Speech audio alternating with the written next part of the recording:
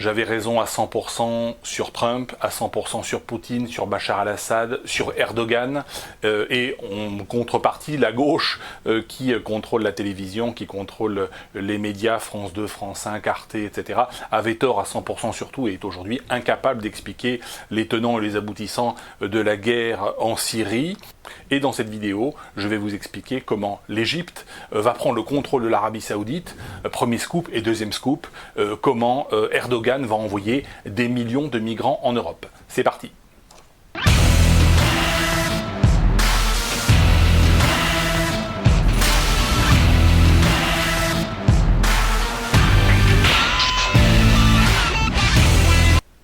Donald Trump.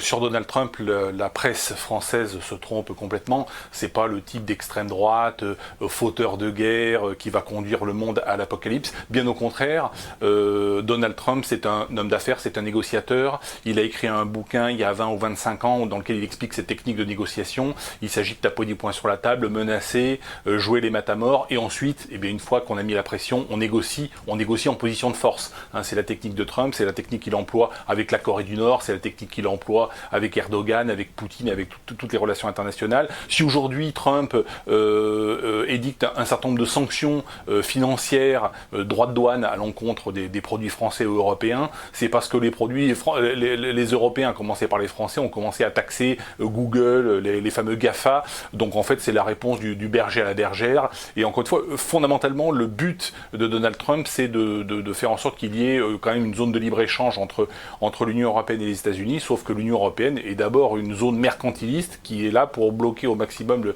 le libre-échange. Voilà, donc on est dans ce rapport de force-là. En ce qui concerne l'attitude de Trump en Syrie, eh bien, il a expliqué lors de sa campagne électorale qu'il allait retirer les troupes américaines de Syrie, ce qu'il fait.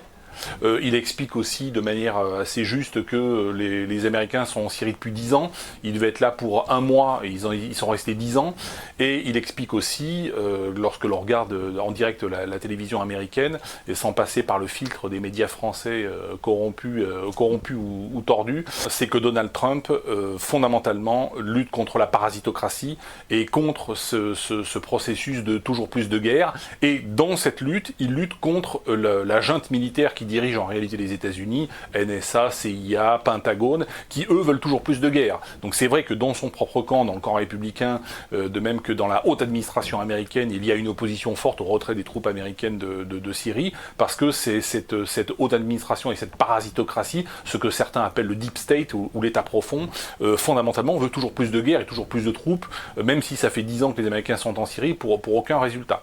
Donc Trump va à l'encontre de cette logique-là. C'était encore une fois, c'est pour ça qu'il a été élu, hein, fondamentalement, et je rappelle qu'il a été élu contre le Parti républicain, non seulement contre les démocrates et contre la folasse d'Hillary Clinton, mais également contre son propre camp, qui a tout fait pour le torpiller. Donc il a vraiment été élu par le peuple, et par le petit peuple américain. En ce qui concerne Erdogan est dans une situation en Turquie qui est très problématique sur le plan politique, d'abord parce qu'elle est très problématique sur le plan économique. L'économie turque va très mal, c'est un fait. Aujourd'hui, alors pourquoi fondamentalement un pays comme la Turquie a poussé les Américains en 2003 à envahir l'Irak, alors que je rappelle que tous les voisins de l'Irak, que ce soit l'Iran, que ce soit le Koweït qui a été envahi en 1990, que ce soit l'Arabie Saoudite, que ce soit la Syrie, tous les voisins de l'Irak, sont tous des ennemis de Saddam Hussein, qui étaient tous des ennemis de Saddam Hussein, ont supplié les Américains, les Anglais de ne pas intervenir, de ne pas tomber le régime de Saddam parce que ça allait déstabiliser la région. La Turquie, elle, au contraire, a poussé les Américains à déstabiliser. Pourquoi ? Parce que le grand rêve pan-turc, c'est de récupérer la Mésopotamie, et c'est de récupérer même l'Arabie Saoudite, colonie qu'elle a perdue en 1919.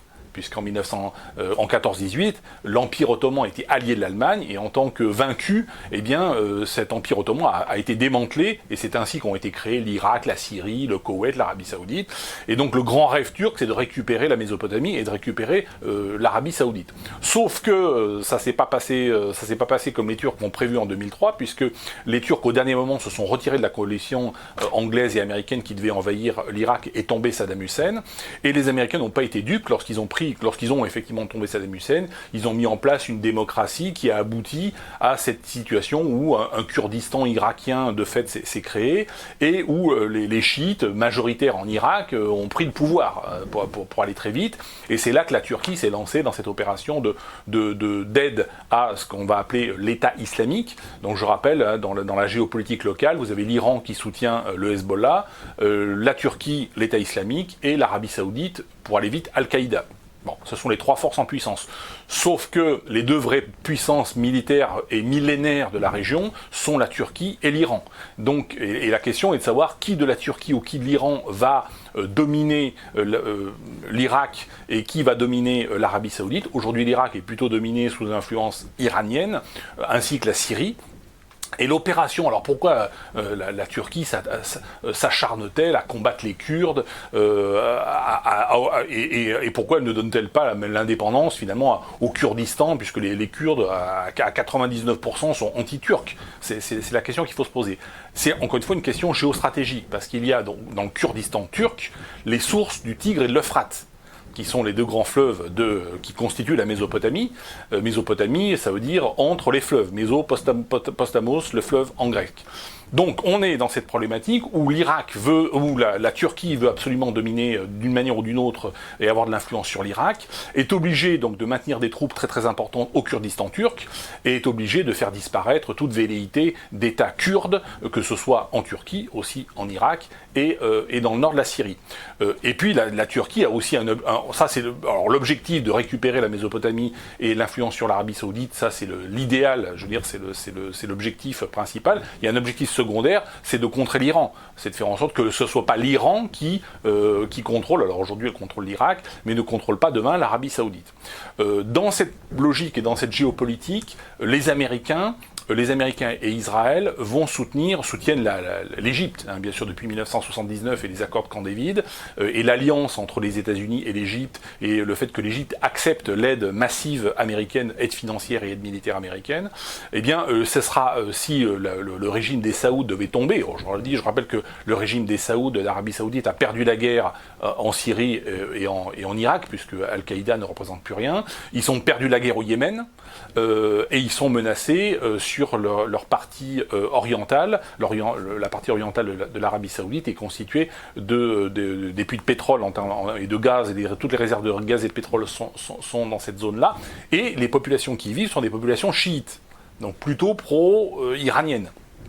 Donc si l'Arabie Saoudite, si le régime devait tomber incessamment sous peu, aujourd'hui le fait que l'Arabie Saoudite demande non seulement l'aide des Américains, mais même l'aide d'Israël, encore une fois, le pays sanctuaire de l'islam demande l'aide d'Israël, c'est assez étonnant, mais ça prouve que le régime des Saouds est au bout du rouleau.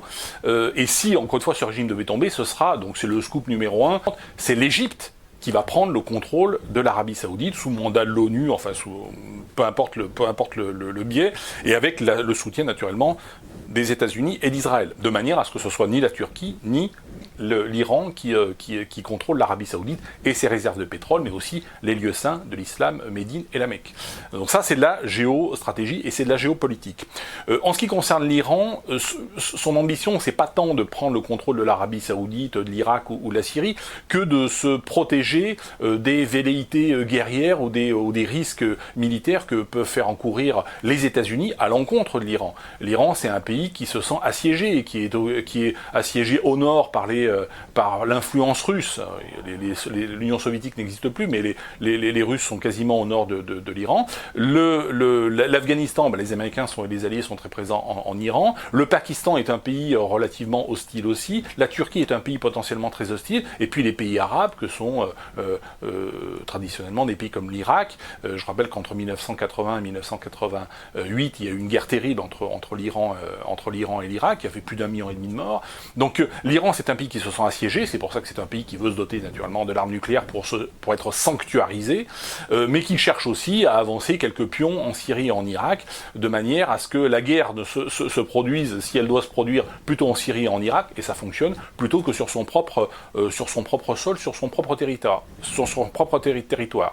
En ce qui concerne les migrants, les 2,5 millions de migrants syriens qui sont réfugiés aujourd'hui dans les camps en Turquie, le rêve de notre bonne gauche bien pensante franco-française et européenne, c'est que le Erdogan les installe dans le nord de la Syrie très, très gentiment, très sympathiquement. Je pense qu'il ne le fera pas, parce que techniquement c'est très difficile. Et puis, fondamentalement, ces populations, entre s'installer dans le nord de la Syrie et repasser peut-être demain sous le contrôle de Bachar al-Assad, ou passer sous le contrôle du Hezbollah, ou passer sous le contrôle même peut-être des Kurdes du PKK, ça les enchante très peu. Et surtout, s'ils ont le choix entre ça et venir en Europe. Venir en Europe, où les logements sont gratuits, où la nourriture est gratuite, où il y a de la CMU, où il y a du RSA, etc. Donc on va avoir un Erdogan qui n'aura pas d'autre choix, tôt ou tard, encore une fois, c'est pas une question de choix délibéré, mais d'orienter ces populations, en tout cas ces populations, tôt ou tard, elles finiront en Europe, ce qui aura comme conséquence de déstabiliser la social-démocratie. Il va y avoir deux grands changements de paradigme dans les mois et les années qui viennent. Le premier, c'est l'effondrement économique lié à la crise de surendettement et à la crise bancaire, mais qui n'est plus une crise de banques privées, mais qui est la crise des banques centrales, donc qui est une crise beaucoup plus grave et puissance 10 et puissance 1000 par rapport à ce qu'on a connu en 2008. Ça sera le premier grand changement de paradigme. Le deuxième, ça sera l'invasion de l'Europe. L'Europe va être inéluctablement envahie, ce qui va faire chuter la social-démocratie qui n'aura plus les moyens, on n'aura pas les moyens financiers de donner des millions de logements, de donner des millions de RSA, de CMU à des millions de migrants qui vont inéluctablement débarquer parce que, encore une fois, entre venir en Europe et s'installer dans le nord de la Syrie, le choix, je pense, est plutôt évident.